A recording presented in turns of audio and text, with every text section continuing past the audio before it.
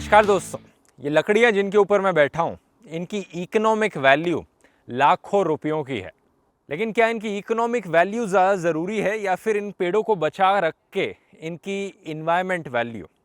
इन दोनों वैल्यूज़ को नाप तोलने का काम, जज करने का काम कि कौन सी वैल्यू यहाँ ज़्यादा ज़रूरी है, ये काम है एक फॉरेस्ट केयर टेकर का। स्वागत है जॉब्स ज़रा हटके के एक नए एपिसोड में, जहाँ पर हम डिटेल्ड एनालिसिस करेंगे एक फॉरेस्ट केयर टेकर या फॉरेस्ट साइंटिस्ट की जॉब की।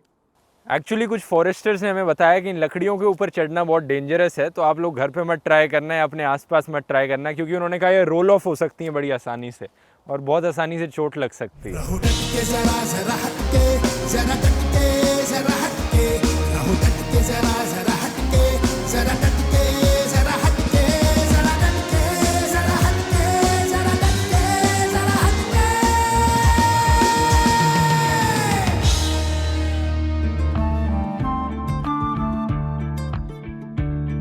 तो आज मैं यहाँ आया हूँ जर्मनी की most populated state North Rhine Westphalia में। ये एक फॉरेस्ट्री का ट्रेनिंग इंस्टीट्यूट है और अंदर सेमिनार चलने लग रहा है जहाँ पर फॉरेस्ट केयर टेकर्स को सिखाया जा रहा है क्लाइमेट चेंज के साथ कैसे डील करना है।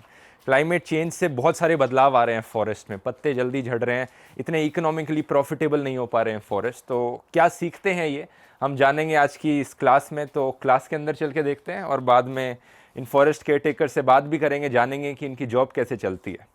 आइए चलते हैं।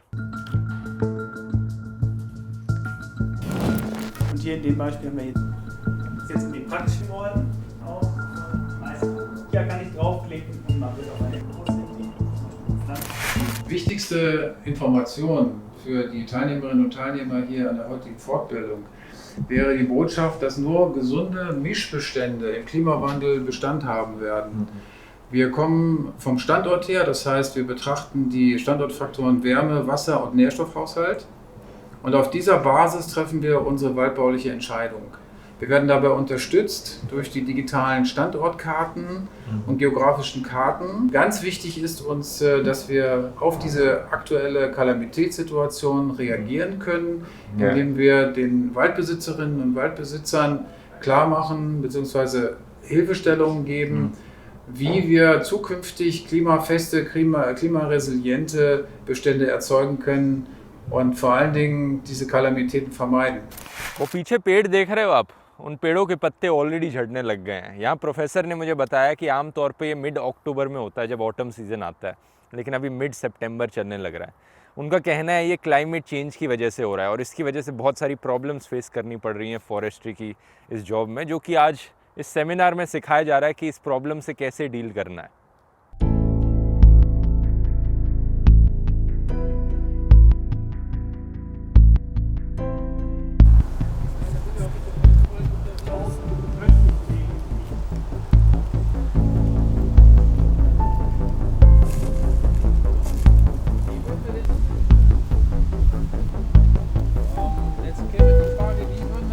ये लोग ऑलमोस्ट हर पेड़ को यहाँ पर ट्रैक करके रखते हैं, डिजिटली डॉक्यूमेंट करके रखते हैं कि इस ट्री की लेंथ कितनी है, डायमीटर कितना है, कितने माइक्रो हैबिटेट्स हैं, किस टाइप के एनिमल्स रह रहे हैं उस पेड़ में।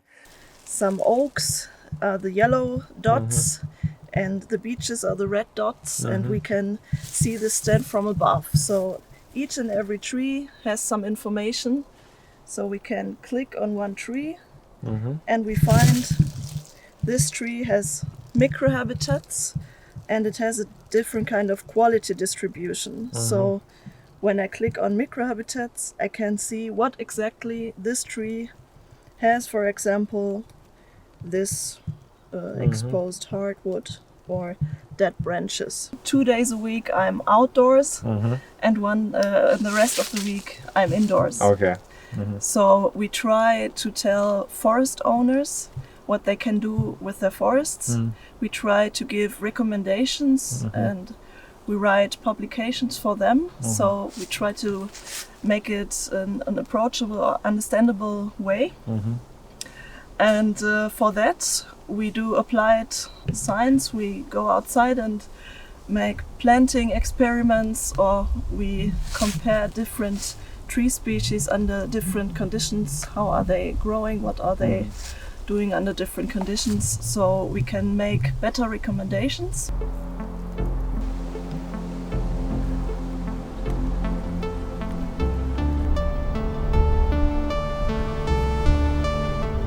patch of forest has completely dried out and the trees have fallen.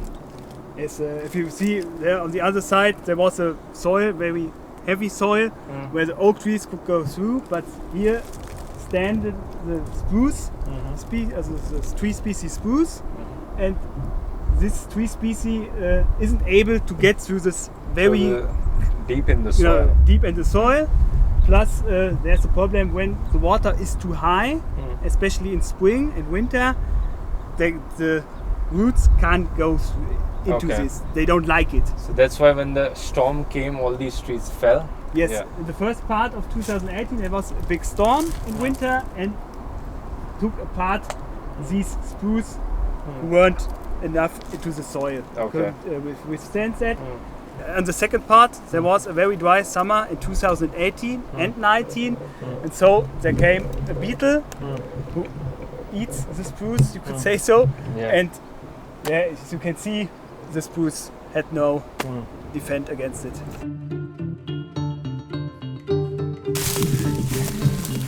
Winter, Frühjahr, wo das Wasser hier so. Das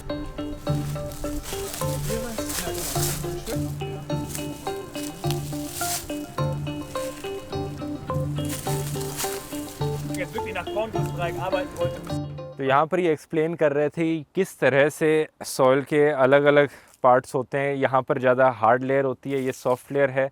जब बारिश का पानी गिरता है तो पानी यहाँ तक आकर अटक जाता है। तो हर तरह का पेड़ नहीं होता जो डीप जा सकता है अपनी रूट्स के साथ, लेकिन यहाँ जो पेड़ लगाए गए हैं ओक के पेड़ हैं, ये जा सकते हैं डीप। तो अच्छा है इस सॉइल के लिए ये पेड़।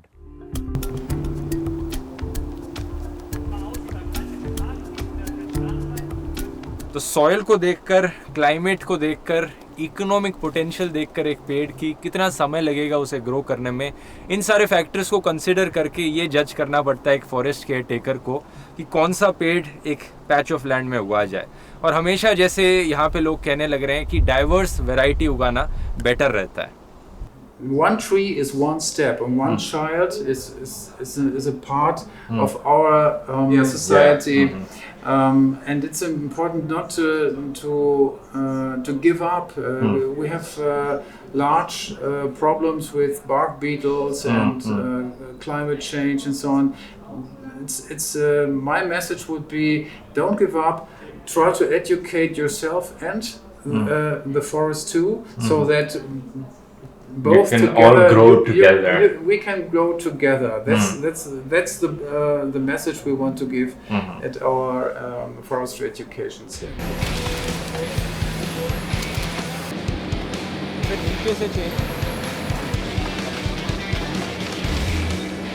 इन पेड़ों के सूखने के पीछे सिंपल सा रीज़न है, नीचे देखेंगे बीटल इन्फेस्टेशन हो रखा है।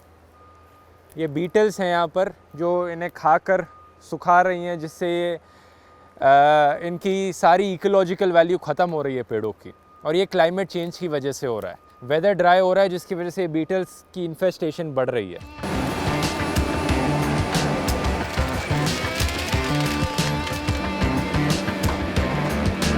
फॉरेस्ट केयर टेकर का काम सिर्फ इतना नहीं है कि ऑफिस में बैठकर एनालाइज करो चीज़ों को, या फिर बाहर जाकर ये देखो कि पेड़ों पे कौन सा माइक्रो हैबिटेट है रिकॉर्ड करो, बल्कि ये भी है कि अपने एरिया में जिसके आप इंचार्ज हो, ये देखना कि फॉरेस्ट की कटिंग सही से चल रही है, यहाँ पे कौन से एरिया को कट किया जा रहा है, कैसे पेड़ काटे जा रहे हैं, और लॉ एंड ऑर्डर कैसा चल रहा है उस पैच ऑफ फॉरेस्ट के अंदर। तो इतना आसान काम भी नहीं है। जैसा आप देख सकते हैं यहाँ इस एरिया के जो फॉरेस्ट केयर टेकर इंचार्ज हैं वो पीछे वहाँ खड़े हैं और देख रहे हैं जो पेड़ों को यहाँ काटा जा रहा है सही से चल रहा है काम या नहीं चल रहा।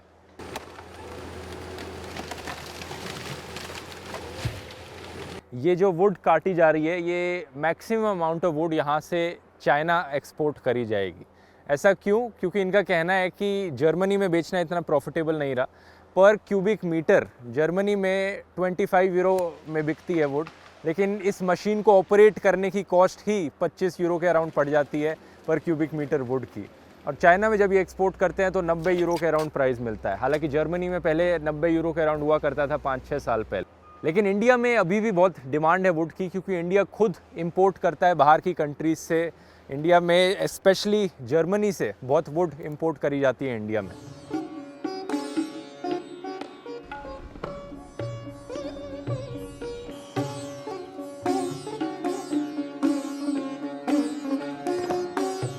इंडिया में जो फॉरेस्ट है वो एक पब्लिक रिसोर्स है, कम्युनिटी रिसोर्स है, पब्लिक रिसोर्स है।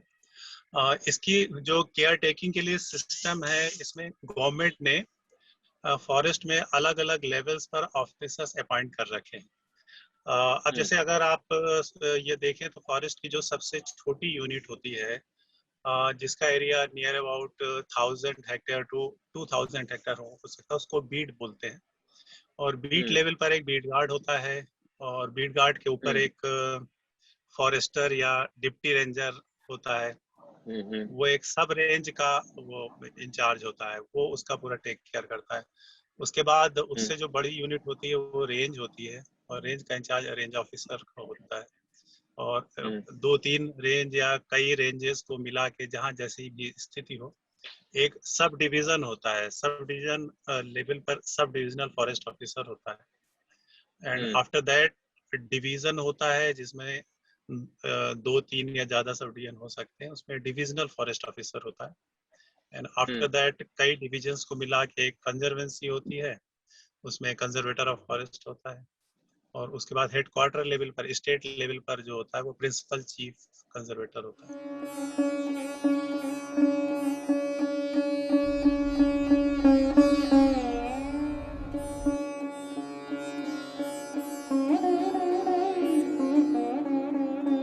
लेकिन चूंकि फॉरेस्ट एक कम्युनिटी का रिसोर्स है, और आप इसका मैं बैकग्राउंड बता दूं, जैसे इंडिया में आप देखिए कि अभी मे बी 20-25% एरिया है फॉरेस्ट में है। कुछ समय पहले तक ये एरिया ज्यादा था, जो फॉरेस्ट कवर था वो ज्यादा था, और उस समय पॉपुलेशन कम थी। अब ये अगर आप कंपेयर करें 1950 से या 60-70 में, जब पॉपुलेशन ये 60 करोड़ हुआ करती थी, तो उसमें 85% पॉपुलेशन जो थी गांव की थी, रूरल थी। तो ये लोग, क्या होता था कि ये जो गांव है, तो गांव में रहने वाले जो भी लोग थे वो अपनी डेली नीड, जिसको आप फ्यूल वुड कह सकते हैं या फॉडर है, अब कैटल के लिए फॉडर है, इसके लिए मेनली फॉरेस्ट पर डिपेंड करते थे। और तो ये जैसे जैसे ना पॉपुलेशन बढ़ी है, तो फॉरेस्ट पर इनका दबाव भी बढ़ता गया है। तो इस कारण है ना, फॉरेस्ट भी हमारा जो फ्रिंजेस में है गांव के, थोड़ा डिग्रेड हुआ है। तो ये शासन की ये सोच रही है कि ये जो गांव में है ना रहने वाले लोग हैं, जो अपनी डेली नीड के लिए फॉरेस्ट पर निर्भर करते हैं, उनकी फॉरेस्ट पर जो डिपेंडेंसी है उसको कैसे कम किया जाए। ये जो नॉर्थ राइन वेस्टफेलिया स्टेट है, इसका तकरीबन 27% एरिया फॉरेस्टेड है, और इसमें से 67% एरिया प्राइवेट फॉरेस्ट है। एक बहुत ही इंटरेस्टिंग कंपैरिजन है इंडिया से, जहाँ पर ज़्यादातर फॉरेस्टेड एरिया गवर्नमेंट ओन्ड है इंडिया में, लेकिन जर्मनी में ज़्यादातर फॉरेस्टेड एरिया प्राइवेट ओन्ड है।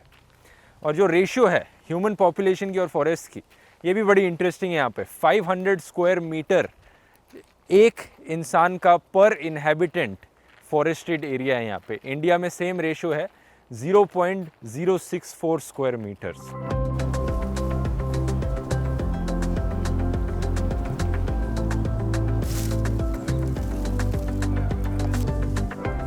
तो आपने देखा दोस्तों, जितनी चीज़ें आसान दिखती हैं उतनी होती नहीं है। आपने डिटेल में जाना कि कैसे फॉरेस्ट केयर टेकर की जॉब में या फॉरेस्ट साइंटिस्ट की जॉब में क्या करना पड़ता है, क्या आप एक्सपेक्ट कर सकते हैं। ये जॉब आज के दिन काफ़ी ज़रूरी है, स्पेशली क्लाइमेट चेंज की वजह से। जंगलों को बचाना बहुत ज़रूरी है।